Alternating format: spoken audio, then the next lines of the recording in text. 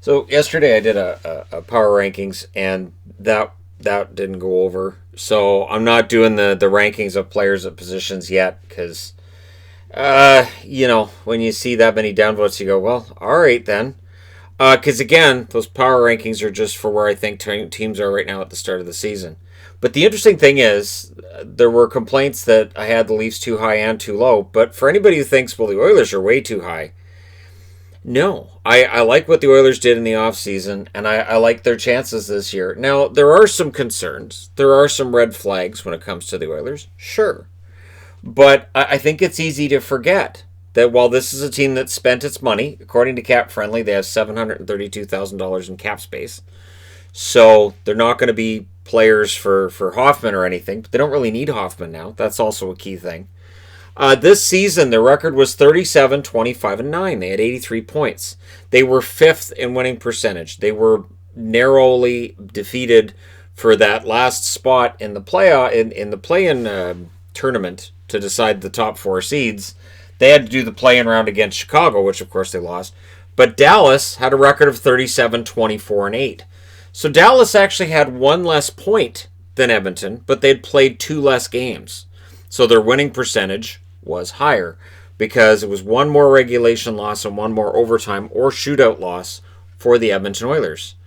Otherwise, the Edmonton Oilers would have been a top four team, and right now we would be talking about whatever might have happened between them and Calgary. Because if they had done the same thing Dallas did in the play-in round, well, the tournament before the play-in, after the tournament to decide who plays the winner of the play-in round, there you go, they could have faced Calgary.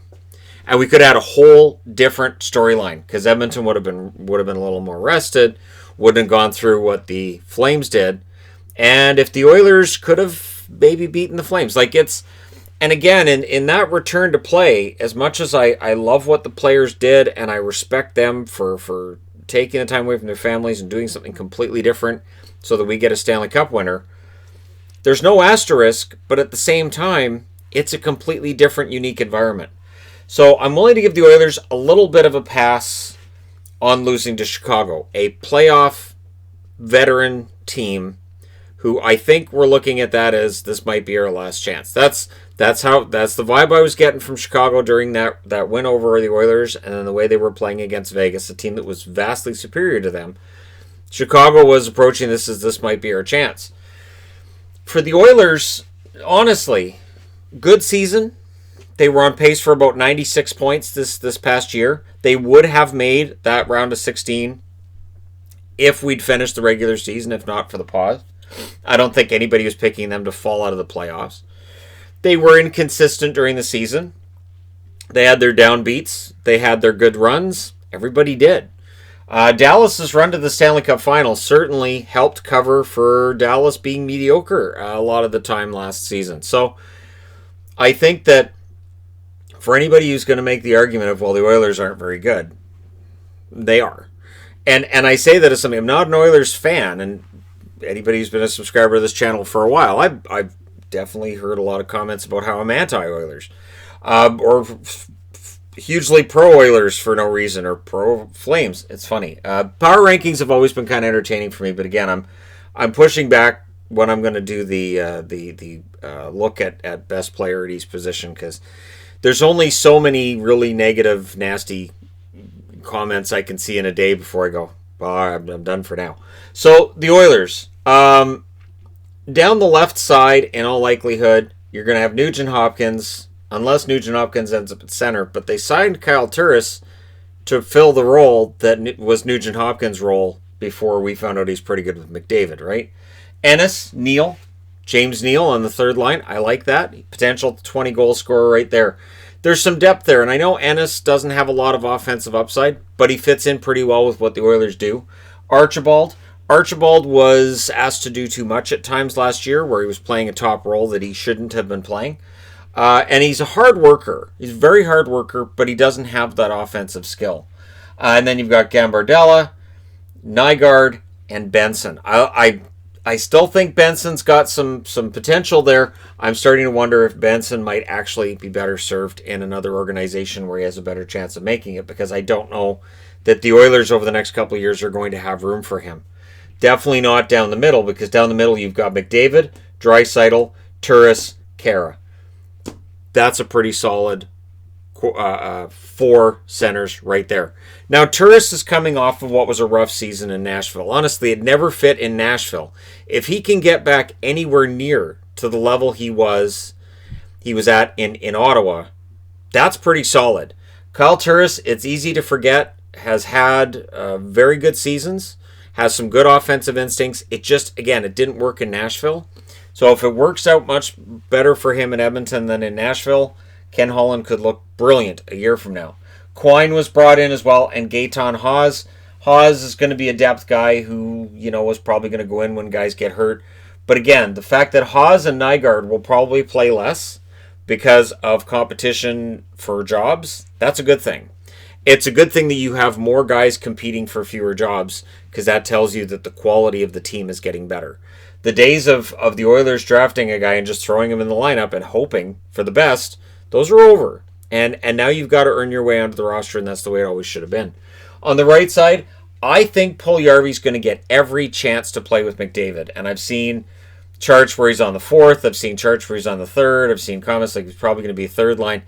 I think right out of the gate, they're going to give him a chance to play with McDavid, because Yamamoto has shown that he can play with Draisaitl. If they can get Puljujarvi and Yamamoto, both of them going, their top six is really, really good. Kassian then would drop to the third line, which I think is best for Zach Kassian. He had a good year this past year, but I think he's best suited to being on the third line.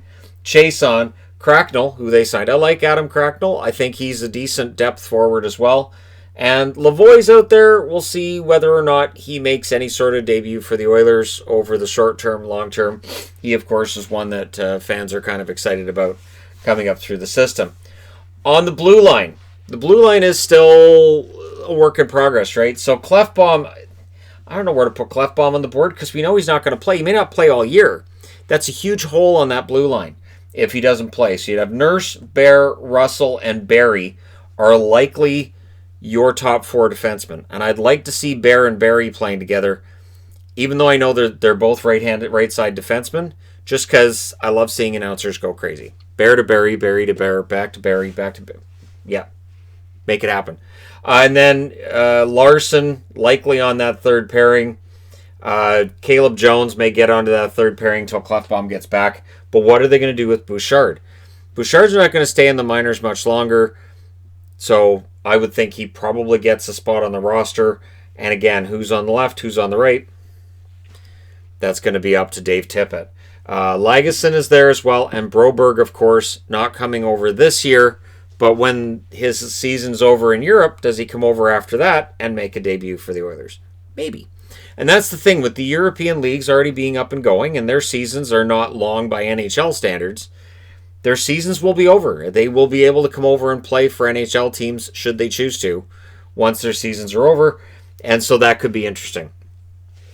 I think with this blue line, if Bouchard is ready to come in and produce, if Barrie bounces back from what was an inconsistent year with Toronto last year, I think they have the makings of a decent blue line.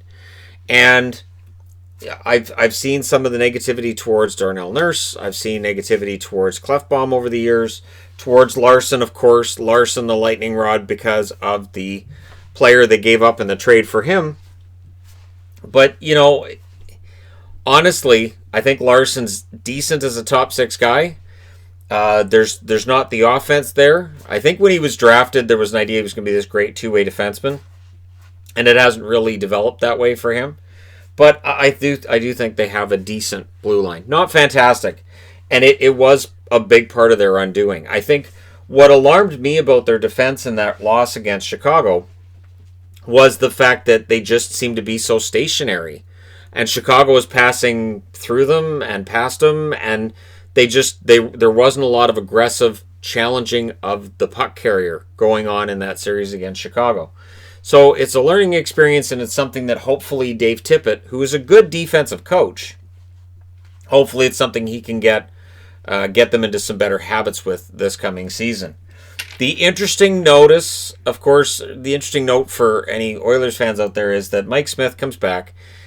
Oiler fans seem to be less than enthusiastic about Mike Smith coming back. But I get it. I get it. Ken Holland looks at the market. He probably put offers out there for a guy like Markstrom, maybe for Holtby as well. And they just couldn't find a number or a term that they agreed on with those goaltenders. So those goaltenders don't go to the Oilers. So they go back to Smith. Koskinen's the starter. They bring in Anton Forsberg to be the number 3. I don't think Forsberg gets starts. Forsberg coming in doesn't mean that you're going to move anybody either. He'll clear waivers. It's not going to be a big deal. And it also means that when the Seattle expansion comes along, Oilers aren't really worried. The Seattle's not going to take Mike Smith. The Oilers can protect Koskinen. And I think they're in pretty good shape when it comes to being ready for expansion. And yet, I think this team, it's easy to write them off, but they were 1 point ahead of Dallas. Yes, they'd played 2 more games, but they were still a point ahead of Dallas at the time of the pause. And so I think there's a little... It's this bizarre thing, and maybe it's because we haven't had hockey since March, and that regular season feels like it was years ago, but this was a good team. And so when I was figuring out the power rankings for yesterday, I immediately said, well, I've got to bump the Oilers up. They're better than where they finished. They're not a team that should miss the playoffs this year. They should at the very least be a playoff team, because remember, Draisaitl wins the Hart this year, and McDavid is, to me, still the best player in the National Hockey League. So with those 2 guys down the middle, and the fact Draisaitl now anchors his own line, we can't just say, oh, he just leeches off of McDavid. And people are finally having to wise up to the fact that Draisaitl's pretty damn good all by himself. And now you're going to have him and Yamamoto together for a full season. Plus, McDavid maybe gets some kind of chemistry with Puljujarvi. We already know he has it with Nugent Hopkins. This team looks dangerous. You've added Turris down the middle. You've got Barry on the blue line. I think they're a dangerous team. And I think they're going to surprise some people who may still have that bad taste in their mouth from the Chicago series, or they might still be reveling in what happened between them and Chicago. Like, I knew they weren't any good, and they proved it against Chicago. It's funny how from season to season, the team that you might think you can make jokes about and poke at, things can change from year to year. So hopefully the Oilers stay in it. Of course, if it's a Canadian division, things get really, really dicey. And I say that because I think that Canadian teams right now, most of them are on the right track.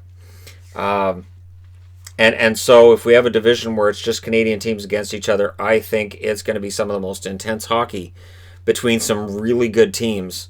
And I think the Oilers have a good chance of finishing in the top 4 out of 7 in a Canadian division. But let me know your thoughts in the comment section below. Don't forget to hit like and subscribe if you're browsing your way through. You just happened upon this video. Thank you guys so much for watching. And for Canes fans who are like, I thought he was going to do Carolina. I'm going to. But I wanted to talk about Edmonton today. Thank you guys so much for watching, for all your support. I'll talk to you again soon.